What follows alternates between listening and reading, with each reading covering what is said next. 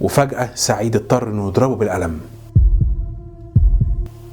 ياسمين بنت سعيد واقفة بتراقب الموقف، بصت لوالدها واستغربت هو عمل كده ليه، ومبقتش فاهمة باباها هو ليه بيعمل كده وليه بالفعل الأرض اللي عنده دي ما تصرفش فيها. عرفوا بالصدفة انه عنده أرض ملكه، أرض كبيرة وفي مكان راقي وفي مكان كويس جدا بجوار مصنع كبير. مش عارفين ان والدهم بيتصرف كده ليه، ما بقتش فاهمة تصرفه. هل انت بخيل علينا بالفعل ولا انت بتعمل كده عشان ايه؟ سعيد في الموقف ده كان مش عارف يعمل ايه، وكان في شدة غيظه، جاي من الشغل تعبان في رمضان ولسه هيتسحر ولسه هيرد عشان يبرر، وعايز يشرح اللي حصل ويندى على يوسف ابنه عشان يطيب خاطره ويعتذر له عن اللي حصل. ولكن يشق الصمت ده رن تليفونه، وما بيشوف التليفون بتاعه سعيد عشان يلاقي مدير العمل عنده أستاذ سامر بيتصل عليه. رد على التليفون علشان يقول له انه ضروري في كارثة حصلت في المصنع، وانه لازم يجي فورا يروح المصنع لان في كابل كهرباء عمومي، كابل كهرباء كبير انفجر، ولازم سعيد يحضر فورا. مفيش اي حد من القسم موجود ولا في اي حد متوفر. حاول سعيد انه يهرب من المكالمة بسبب الموقف اللي هو فيه. للأسف ما كانش فيه اي وسيلة ان هو يهرب، واضطر انه ياخد بعضه ويروح لشغل عشان يحل المشكلة. مجرد ما قفل السكة طبعا زوجته لطيفة ردت عليه وقالت له يلا اتفضل روح على مراتك التانية، ما هي دي اللي على طول معاك وجاي في الاخر بتتكلم معانا وعلى ظروفنا، انت تعرف عنا حاجة اصلا؟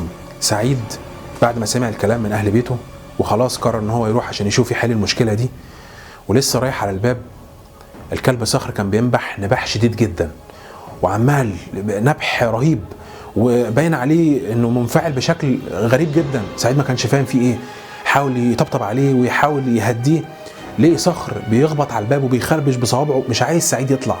سعيد ما بقاش فاهم، يطيب خاطره ويحاول يهديه. راح نادي على بنته ياسمين، يا ياسمين تعالي شوفي كلب، تعالي شوفي صخر ماله. جت ياسمين وخدت صخر على جنب وحاولت تهديه، وسعيد قفل الباب وهو نازل لقي كريم البركة، الولد اللي هو ذو القدرات الخاصة اللي هو بيراعيه وبيربيه سعيد وبيعطف عليه، ليه بيبكي وبيبكي بحرقة وبيقول كلام مش مفهوم. سعيد بيقول له مالك يا كريم، اهدى مالك، في ايه اللي حصل؟ كريم بيحاول يزقه ويمنعه من انه ينزل. سعيد مش فاهم فيه ايه، بيحاول يهدي فيه ويطيب خاطره ويقول له معلش عندي مشكلة جامدة في الشغل يا كريم مش هينفع ما انزلش. لما كريم لقي نفسه مش قادر انه يمنعه راح مخرج من ايده ورقة متطبقة وبيديها لسعيد. سعيد بيقول له ايه الورقة دي؟ كريم بيحاول يمسك الورقة ويحطها في جيبه، يحاول يديها له ويقول له خليها معاك ما تسيبش الورقة دي خالص. سعيد ما فهمش، حاول يرضيه وطيب خاطره وعارف ان هو يعني على قده. خد الورقة وحطها في جيبه ونزل يكمل في وسط المطر وسط الليل، وخلاص الفجر قرب يأذن حتى ما لحقش يتسحر. ومشي سعيد وتوجه للمصنع. بعد ما نزل سعيد من عند كريم عشان يتوجه للمصنع خرج يوسف وراح لكريم، ما سمع صوته وصوت عياطه وزي شبه الصراخ في العياط، نزل وحاول يهديه ويقول له مالك يا كريم في ايه؟ ما قدرش يفهم منه حاجه. طبعا خرج يوسف من اوضته وراح يتوجه لكريم وليه بيعيط بحرقه شديده جدا، صوته كان باين في السلم لان الاوضه بتاعت كريم قريبه من شقه سعيد. لما خرج يوسف وراح وقعد يتكلم مع كريم وحاول يطيب في خاطره ويهديه، لكن حس من تصرفات كريم بانه عايز يقول حاجه لكن كريم مش عارف يقولها ولا يوسف قادر يفهمه. اتوجه سعيد ووصل المصنع ودخل، مفيش حد في المصنع، مفيش اي حد في المكان. اتصل على مستر سامر رئيس الشركة يحاول يتكلم معاه انه يبعت له اي حد من العمال، ما بيردش، والموبايل ما فيش جرس ومحدش بيرد.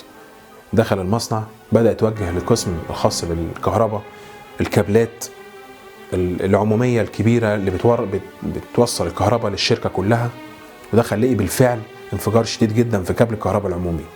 الكابل ده متوصل فوق خزانات من المواد الكيميائية اللي بتصنعها الشركة بتستخدم مواد كيميائية منها مادة حمض الكبريتيك، بتستخدم المواد دي عشان تصنع مواد ليها علاقة بالأسمدة وبتدخل في الأدوية وبتدخل في حاجات كتير.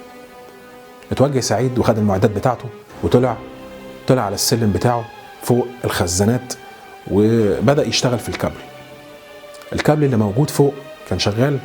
للأسف سعيد ما خدش باله بأن في خزان مفتوح، افتكر ان دي غلطة من غلطة عمال، مالوش دعوة وحط الحاجة اللي يقدر يقف عليها عشان يشتغل ويصلح الكابل. واثناء ما هو شغال والراجل بيقوم بشغله، لان الراجل متخصص كهرباء، متخصص كهرباء ضغط عالي وشاطر جدا وعنده خبره كبيره جدا في المجال ده، فهو عارف يعمل ايه. لكن فجاه الكابل ينفجر في وشه ويتنطر سعيد ويقع في جالون حمض الكبريتيك، والكابل بعد انفجاره يسقط فوق سعيد. عشان سعيد يتعرض لصعقة كهرباء في مادة حمض الكبريتيك ما تمنهاش لحد، وللأسف تبدأ الكهرباء مع الصعقة تشتغل مع الغليان، ويبدأ الفولت يعلى جدا لحد ما حصل انفجار شديد. طير سعيد من المكان، طير سعيد من ضمن الجالون، خرج طار لمكان بعيد، وقع على الأرض. لحظة صمت. يقوم سعيد من على الأرض ويحس أحاسيس غريبة جدا، ويبدأ يلاحظ المكان حواليه حاجات كتيرة جدا غريبة عليه أول مرة يحسها. أول حاجة بيبص على جسمه ما لقاش جسمه، وحس إنه تحول لهيئة بخارية. اتخض سعيد وخاف، إيه الهيئة اللي تحول لها دي وفين جسمه؟ بيبدأ يبص على نفسه ويبص حواليه ولقي بخار شديد حواليه، وبدأ يحس حاجات زي إن الرؤية عنده بقت قوية جدا، وبقى عنده بقى حاسس بالآلام اللي في جسمه والمشاكل اللي في جسمه وفي عظمه ما بقتش موجودة. حس إنه بقى خفيف جدا، حس إنه بيتحرك بسهولة، ولاحظ حاجة غريبة في دراعه مكتوب رقم كده بإضاءة خفيفة، مكتوب رقم 100.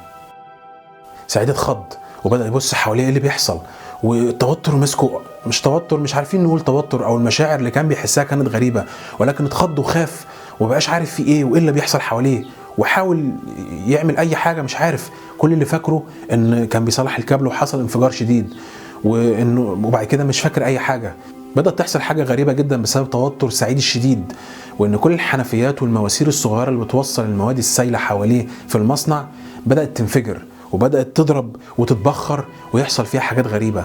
برضو ما كانش فاهم اللي بيحصل ده سببه ايه، وكل اللي بيفكر فيه دلوقتي انه يحاول يوصل لأهل بيته.